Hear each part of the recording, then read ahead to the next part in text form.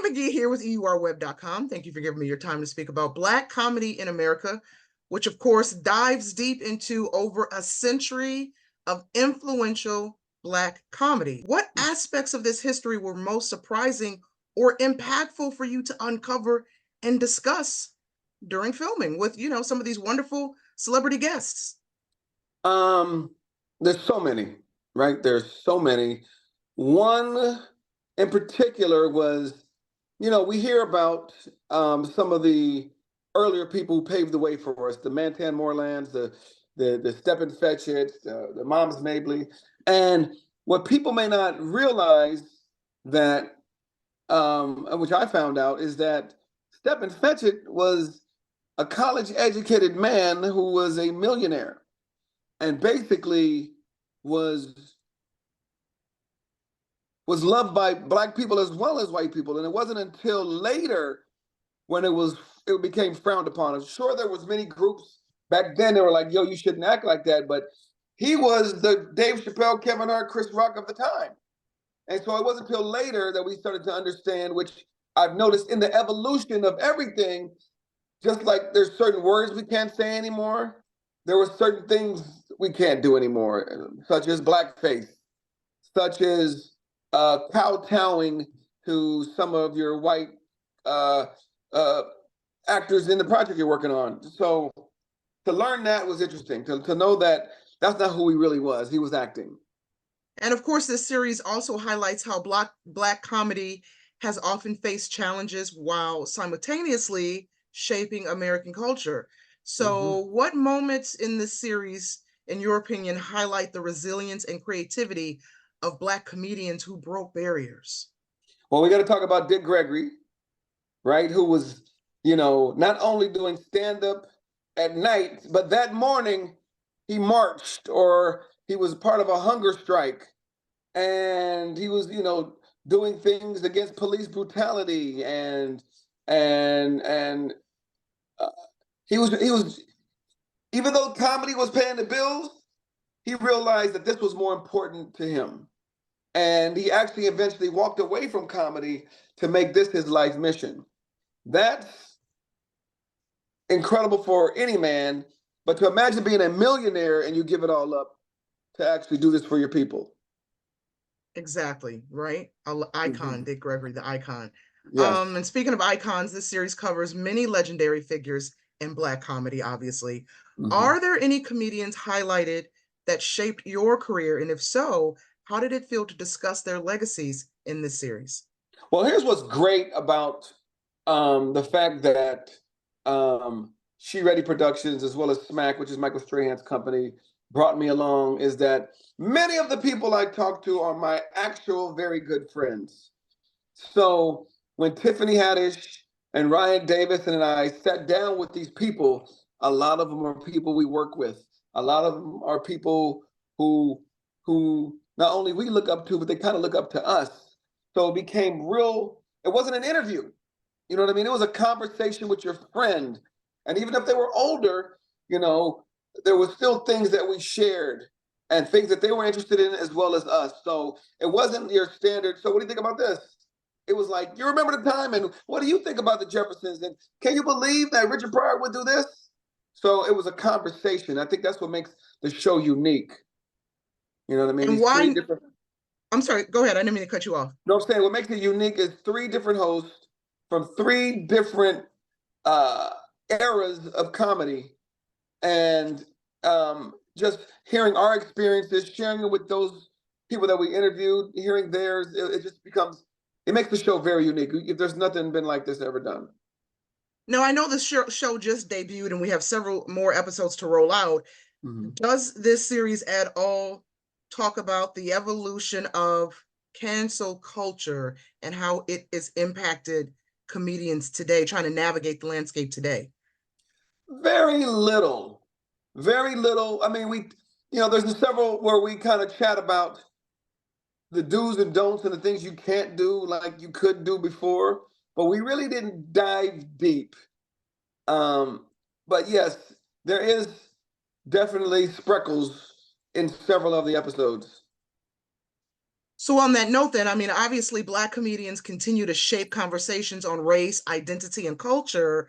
How do Mhm. you see this series inspiring new generations of comedians? I think what's going to be great is they're going to see their icons in a more humanistic way. You're going to hear about their struggles, their fears, their the things that make them excited. To hear that some of them have butterflies, even though they're box office chart winning comedians who are selling out arenas and stadiums around the world, they have trepidation about this art form at times. And so for a young budding comedian that's like, I don't know if I want to do this because every time I go on stage, I get butterflies. Just know that Chris Rock might also get butterflies. Dave Chappelle might also get butterflies. And that feeling may not ever go away, but you have to figure out a way to conquer it so that you can be as successful as them. How do you see this series helping viewers understand the importance of Black comedy today and, our cultural, our American cultural landscape? It's going to be great because you're going to get a myopic view, a microscopic view. You normally had a myopic view. You've seen Florence Marla Gibbs from the Jeffersons, but you've never seen her have an in-depth conversation about what it was like in the 1970s, how she got the role. Um, so things like that. There's going to be little nuances. Like we've heard the story how the Fresh Prince came about, Fresh Prince of Bel-Air, but you've never really heard it from Benny Medina and the way he tells the story. So you're really going to get an inside, in-depth uh, conversation with some of these people that you look up to. Now, speaking of, I'm looking at my notes here. We have a couple of episodes coming up that sound very exciting. One of them is you're diving into the legacy of Richard Pryor. What do you think is the most significant lesson audiences can learn from Pryor's journey, when they kind of deep dive and unpack this episode? Don't light yourself on fire. No.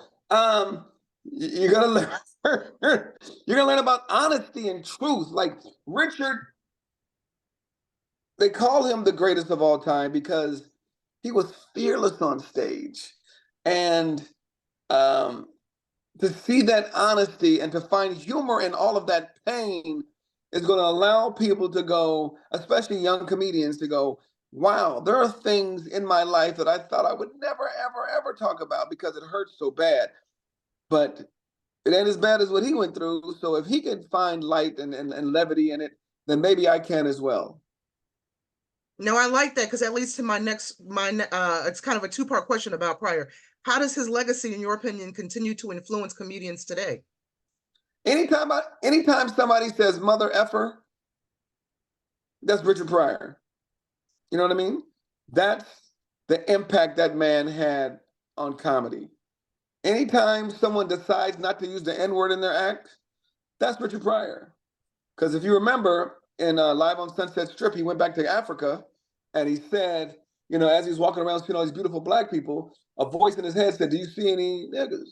And he was like, "No." And he's like, "Because there aren't any." And when you hear about comedians and other people saying, you know what, that epiphany that happened for him has kind of happened for me, that's Richard Pryor. Anytime you see somebody wearing red, that's Richard Pryor. You know what I mean? Anybody with a mustache and no goatee or beard, that's Richard Pryor.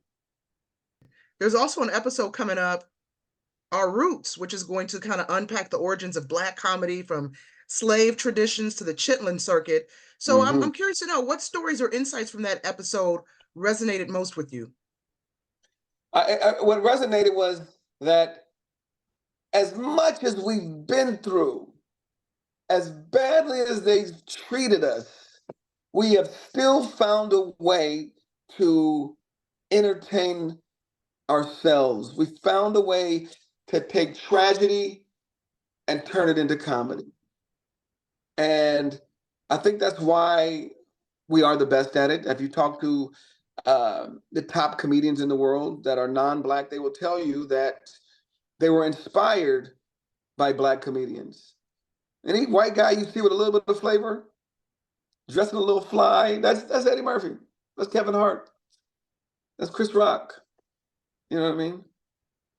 So Our impact is huge, huge, and that's just stand up. Not to mention, the sitcoms that you're going to actually get a chance to visit when you watch this beautiful show. There's so many powerful stories, influential comedians featured on this series, right? And I know you also have an episode coming up that a conversation around The Best Man, the movie The Best Man's impact on the rom-com genre. So, what memorable interviews or moments from this series are you most excited for audiences to see? All of them, all 10 are unique. All of them are interesting. All of them are humorous. All of them are poignant. I can't even say I have a favorite. You know what I mean? Because it's it's it's just a nice deep dive, like I said, into some of your favorite actors, some of your favorite comedians, directors, producers, civil rights leaders, professors, attorneys, uh, and to hear Al Sharpton's perspective and Dr. Boyd's perspective. It differs, hearing them talk about Richard Pryor and Eddie Murphy as opposed to talking to a comedian. You're going to hear from historians. It's just, I think we've done a beautiful job in putting this together.